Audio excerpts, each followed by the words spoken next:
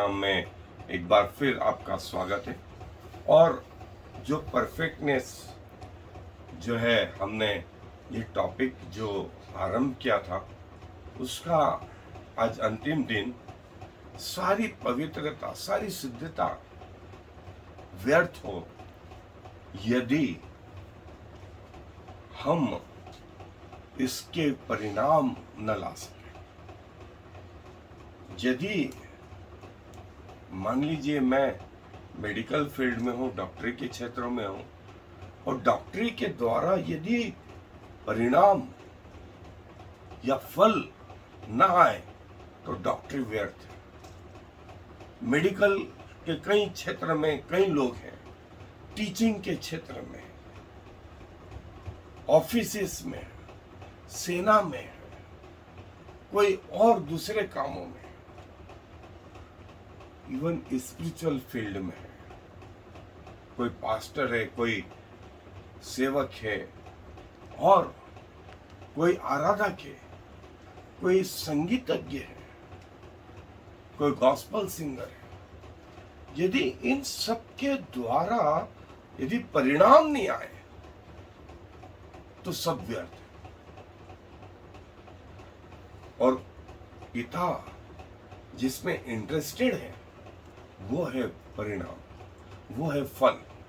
सो हम किसी भी क्षेत्र में रहें, हमारे जीवन के द्वारा परमेश्वर के राज्य में आत्माएं आनी ही चाहिए। और यदि इस पूरे जीवन भर हम इस पृथ्वी पर रहें और एक आत्मा को भी प्रभु के पास ला पाए तो हमारा जीवन सफल माना जाएगा। और यदि ऐसा डायरेक्ट ना भी कर सके तो इनडायरेक्ट तरीके हैं कि हम कैसे सहयोग कर सकते हैं, क्योंकि ये वन मैन मिनिस्ट्री नहीं, ये टीम वर्क है, एक टीम वर्क। और इसको हम डिटेल में देखेंगे, how to win the soul, how to win the soul, कैसे आत्माएं जीते, बाइबल इस बारे में क्या कहती है। और आज जो हम देखेंगे वो ये कि प्रभु यीशु मसीह क्या कहते हैं, प्रभु यीशु मसीह क्या कहते हैं।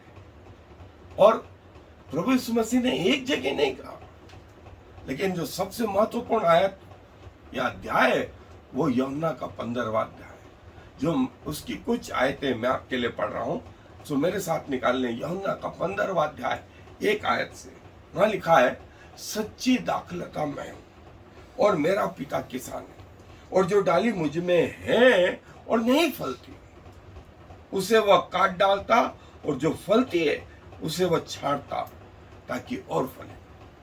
तुम तो उस वचन के कारण जो मैंने तुमसे कहा है शुद्ध हो। तुम मुझ में बने रहो और मैं तुम में। जैसे डाली यदि दाखलता में बनी न रहे तो अपने आप में नहीं फल सकती, वैसे ही तुम भी यदि मुझ में बने न रहो तो नहीं फल सकते। मैं दाखलता हूं, तुम डालियां हो। जो मुझ में बना रहता है और मैं उसमें, वो बहुत फल फलता है, क्योंकि मुझसे अलग होकर तुम कुछ भी नहीं कर सकते। यदि कोई मुझ में बना न रहे तो वह डाली की नहीं फेंक दिया जाता और सूख जाता, और लोग उन्हें बटोर कर आग में झोंक देते हैं और वे जल जाती हैं।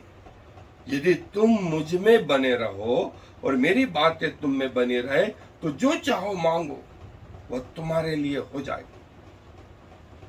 मेरे पिता की महिमा इसी से होती है कि तुम बहुत सा फल लाओ, तभी तुम मेरे चेले ठहरो। मेरे पिता की महिमा इससे होती है कि तुम बहुत सफल। पिता भी इंटरेस्टेड है, पुत्र भी इंटरेस्टेड है, और पवित्र आत्मा भी इंटरेस्टेड है कि हम फल लाएं। और बाइबल इस बारे में और क्या बताती है, आए मेरे साथ है। और जैसा प्रभु यीशु मसीह ने कहा कि तुम फल लाओ, तुम फल लाओ, और एक अच्छा पेड़ उसके फलों से पहचाना जाता है। बुरा पेड़ बुरे फल लाता है, और ऊंट कटारों से जो है तुम जो फल लाते हो वो विभिन्न प्रकार का, और अच्छे पेड़ से जो फल लाते हो वो विभिन्न प्रकार का। सो प्रभु यीशु मसीह ने मत्ती रचित सुसमाचार में 7वें अध्याय में इस बात से जो है इस पहाड़ी उपदेश का अंत किया था कि फल लाओ। और जो कुछ हमने देखा है, जीवन का सारांश ही ये है, जीवन की सफलता ही ये है, उसका पैमाना ये है कि आप किसी भी क्षेत्र में रहे, किसी भी क्षेत्र में रहे, आपके जीवन के द्वारा जो है फल आने चाहिए, फल आने चाहिए। और फल कैसे आए, इसके लिए बाइबल क्या कहती है, इसको हम अगले कुछ एपिसोड में जो है डिटेल में ले रहे हैं। सो आप उससे आत्मिक लाभ उठा सकते हैं। और जब आप स्वर्गीय जीवन में न्याय सिंहासन के सामने आएंगे, तब ये देखा जाएगा कि आपके द्वारा कितनी आत्माएं प्रभु यीशु मसीह के राज्य में आएंगी, डायरेक्ट तरीके से या इनडायरेक्ट तरीके से। और ये डायरेक्ट इनडायरेक्ट तरीका क्या होता है, ये हम डिटेल में आगे देखेंगे। और प्रभु हमारे जीवन से जो आशा रखते हैं वो ये कि पिता की महिमा इससे होती है। पिता चाहता है कि तुम्हारे जीवन में फल लगे, और इसीलिए प्रभु यीशु मसीह ने ये भी कहा कि एक अंगूर की बारी में जो है एक अंजीर का पेड़ लगा हुआ था, और मालिक आया और उसने किसान से कहा कि देख, मैं 3 साल से आ रहा हूं, इसमें कोई फल नहीं लगता है, और इसे काट डाल और इसकी जगह दूसरा लगा ताकि और फल। किसान ने कहा, प्रभु 1 साल और मैं और मेहनत करूंगा, और मेहनत करूंगा, यदि इसमें फल लगे आगे को तो ठीक, नहीं तो इसको काट डालूंगा। ये प्रभु की इनडायरेक्ट हमसे जो चाहत है वो ये। और प्रभु यीशु मसीह ने कहा कि मैं दाखलता हूं और तुम डालियां हो। और यशायाह में कहा कि डालियां तने पर और जड़ पे निर्भर रहती है, जड़ और तना डालियों पे निर्भर नहीं रहता। इसीलिए तुम डालियां हो, तुम मुझ पे निर्भर हो, और यदि तुम मुझ में बने रहोगे, मुझसे भरण पोषण पाते रहोगे, और मेरी बातें तुम में रहेंगी, और तुम जो चाहोगे वो भी हो जाएगा, और तुम बहुत सा फल लाओगे। और प्रभु एक नहीं,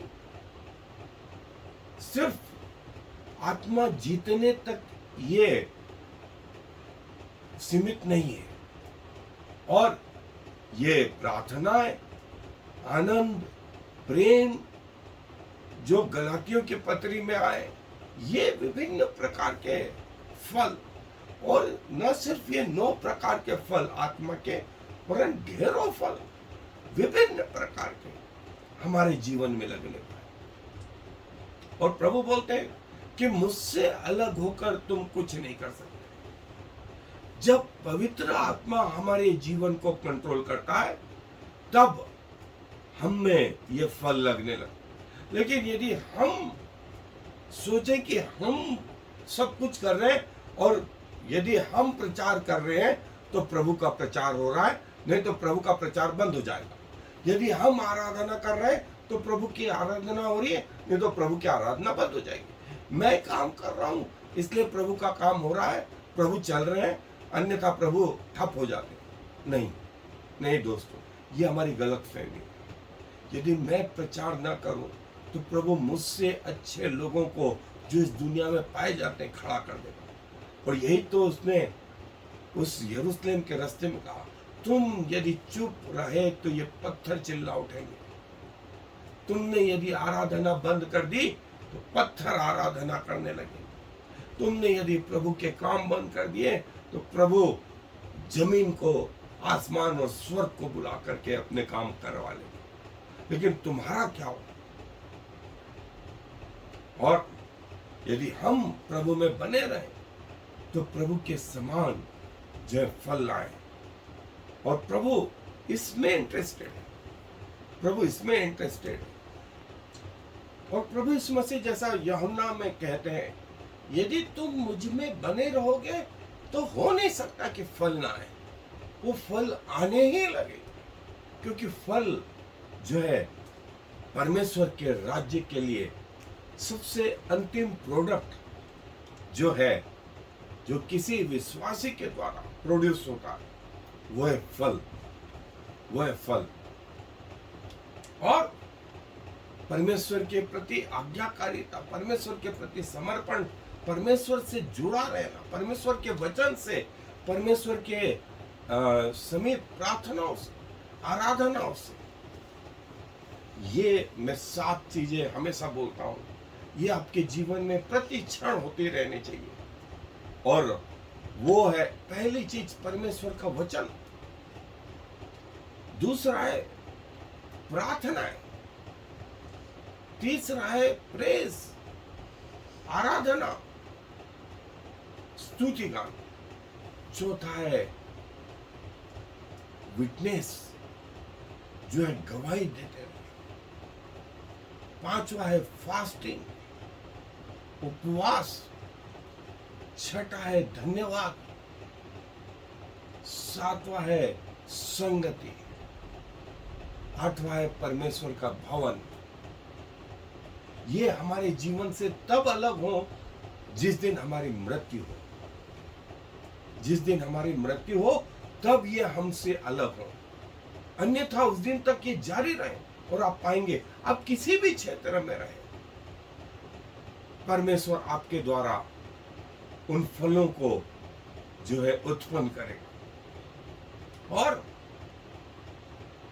मैंने तुम्हें चुना है ताकि तुम जाकर के फल लाओ, फल लाओ। और तुमने मुझे नहीं चुना।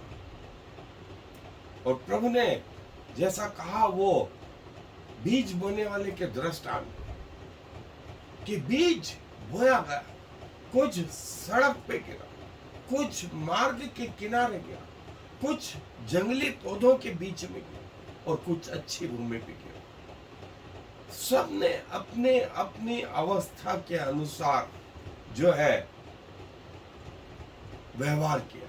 जो सड़क पे थे वो जड़ ना होने के कारण मर गए, जो किनारे पर थे उन्हें पक्षियों ने आके चुग लिया, जो जंगली पौधों के बीच में गए वे जंगली पौधों के साथ साथ बढ़े, वे संसारिक चिंताओं में, शारीरिक चिंताओं में उलझ गए और कुछ अच्छी भूमि में पड़े।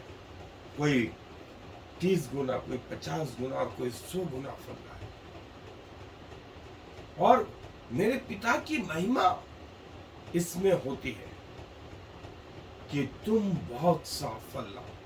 पिता की महिमा होती है और पिता आनंदित होता है जब उसके बच्चे फल लाने लगते हैं।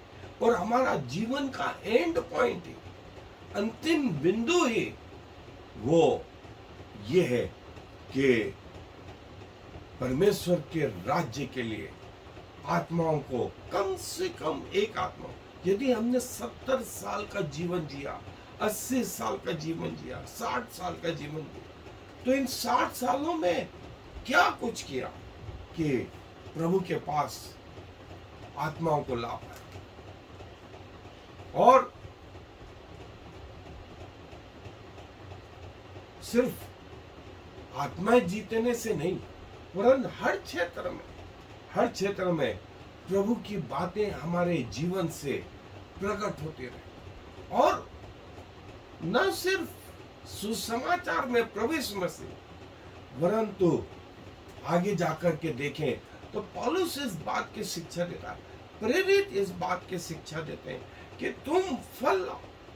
और पतरस जब उस दिन पेंतीकोस्त के दिन प्रचार कर रहा था, 3000 आत्माएं, और उसके बाद 5000 आत्माएं, फिर कर्नेलियस के घर में सारा घर, और फिर कलीसियाएं पौलुस स्थापित करता गया। उन लोगों के परिणाम के कारण ही आज हम यहाँ हैं, आज हम यहाँ हैं। और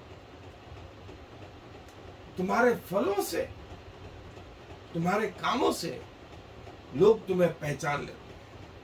और जो डाली मुझ में है और फलती है, प्रभु से काटना छांटना। ये काटना छांटना क्या है? ये काटना छांटना वो बुराइयां हैं जो हमारे जीवन में इस पृथ्वी पर रहते हुए आती है। प्रभु इनको दूर करता है ताकि हम और फलें और फलें। और जो डाली है और नहीं फलती, उसे तो वो काट ही डालता है, उसे तो वो काट ही डालता है। और जैसा इब्रानियों में कहा गया कि धार्मिकता के फल जो है तुम में लगे। और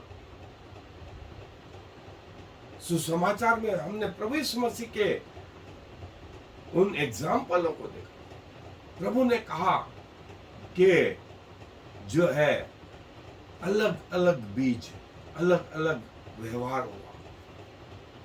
और कुलिसियों में, यहूदा की पत्री में जो है इन फलों के बारे में, दूसरा पत्रस कि तुम फल लाओ। याकूब कहता फल, तीतुस, इफिसुस की पत्री, रोमियो की पत्री, इन सब जगहों में ये कि फल फल और फल लाए। ये हमारे प्रभु की अपेक्षा। और जब हम फल लाते हैं तब हमारा पिता हमसे प्रसन्न रहता है। और इसीलिए जाओ, लोगों को चेला बनाओ, उन्हें पिता, पुत्र और पवित्र आत्मा के नाम से बपतिस्मा।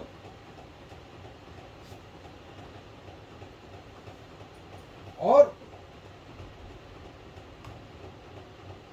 जो है जो डाली मुझ में है वो बहुत फलती है।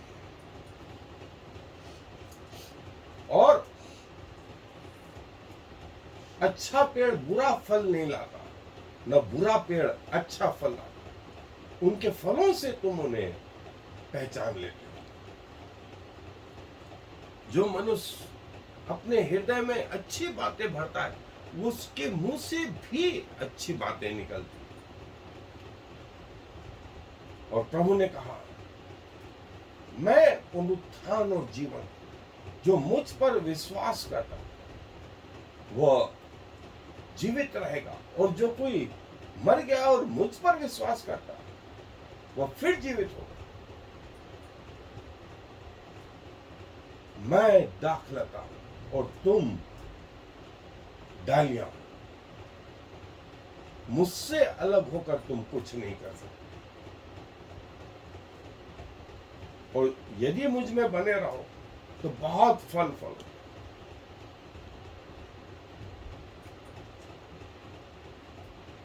हर एक अच्छा पेड़ अच्छा फल लाता है और बुरा पेड़ बुरा फल लाता है। और देखें, न सिर्फ नए नियम में, लेकिन पुराने नियम में भी प्रभु जो है इस फल के बारे में एक त्योहार जो है इजरायली लोग मनाते, वो था प्रथम फसल का त्योहार, फर्स्ट फ्रूट का त्योहार मनाते। जो डाली मुझ में है वो बहुत फल फलती है, और जो मुझ में नहीं है वो काट डाली जाती। अपने जीवन का, अपने हर वस्तु का प्रथम फल परमेश्वर को प्रदान कर। मैंने तुम्हें चुना है ताकि तुम जाकर बहुत फल लाओ। और प्रभु वो कहता, मार्ग में वो बीज बोने वाला, उसने अलग अलग बीज जो है बोए, और उनके हुनर के अनुसार जो है फल लगे। और प्रभु यीशु मसीह जो है प्रथम फल पुनरुत्थान के बाद, जैसे प्रभु यीशु मसीह का पुनरुत्थान हुआ और कहा गया वो प्रथम फल, वैसे हम भी होंगे। और पुराने नियम, जैसा मैंने कहा कि जब इजरायली लोग वो कनान में पहुंच गए तो कनान की फसल जो है उसका प्रथम फल जो है प्रभु को समर्पित, और ये हर साल मनाया जाने वाला त्योहार था। और हम प्रभु में कैसे बने रह सकते? सो प्रार्थनाओं के द्वारा, प्रभु के वचन के द्वारा, प्रभु की आराधना के द्वारा, धन्यवाद स्तुति के द्वारा, संगति के द्वारा हम प्रभु में बने रह सकते, हम प्रभु में बने रह सकते। और पुराने नियम में फीस्ट ऑफ फर्स्ट फ्रूट, पहला फल, और स्वर्ग में अनंत जीवन में जीवन की नदी के दोनों ओर जो है जीवन का पेड़, जिसमें 12 प्रकार के फल लगते थे और वह हर महीने फलता था, उसकी पत्तियों से लोग चंगे होते। और जो प्रभु के नियम थे, त्योहार थे, वो प्रभु यीशु मसीह को प्रकट करते थे। पुराने नियम, फसह का त्योहार, अख़मीरी रोटी का त्योहार, प्रथम फल का त्योहार, पेंतीकोस्त का त्योहार, ये प्रभु यीशु मसीह के पहले आगमन को बताते। और दूसरा था तुरहियों का त्योहार, और जो है उसके बाद में एटोनिमेंट का त्योहार और तंबुओं का त्योहार, ये प्रभु के द्वितीय आगमन को बताते। प्रभु इस बात में इंटरेस्टेड है कि हम बहुत फल लाए, और ये फल जो है उसके लिए शब्द जो था ऑयस मसीहा, फर्स्ट फ्रूट, मसीहा।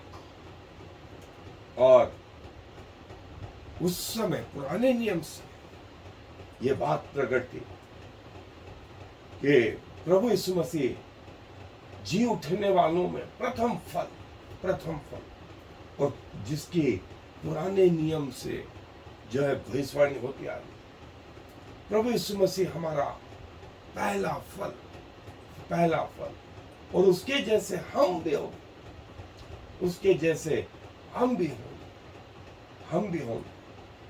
सो जीवन के किसी भी क्षेत्र में रहे, प्रभु से दुआ करें कि आपके जीवन के द्वारा कम से कम एक आत्मा प्रभु के पास आ,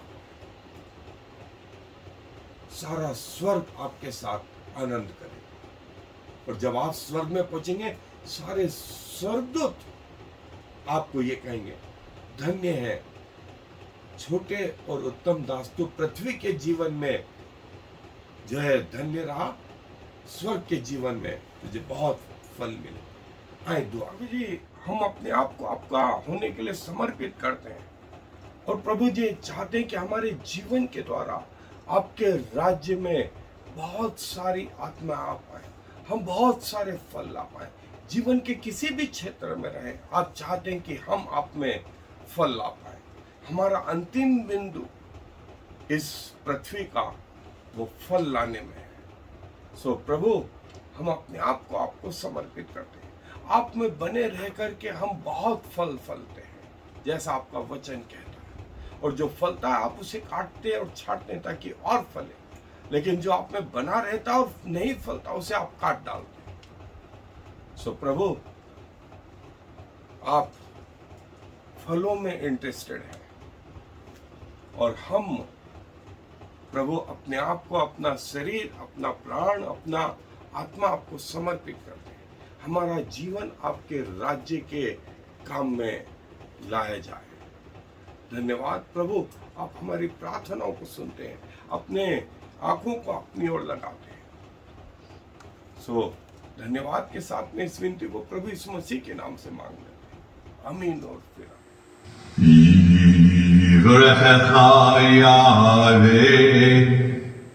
וישמרך,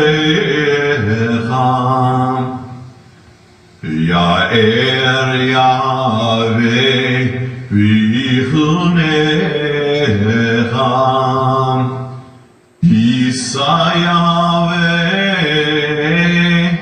פניו אליך, ויעשם לך Shalom. May the Lord bless you and protect you.